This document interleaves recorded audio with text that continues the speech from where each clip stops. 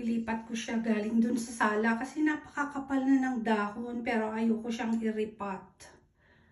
So para may dahanan dyan sa hagdan. Tama ba kaya yung ginawa ko?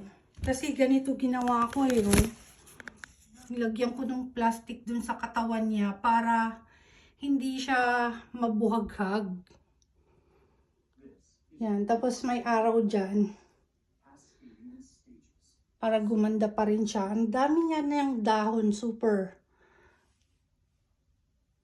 So, kailangan ko lang kasi ng space doon sa sala para malapit nang maglagay ng mga Christmas decors at saka yung Christmas tree.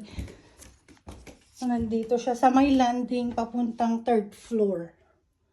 Yan siya. Sana hindi magtampo.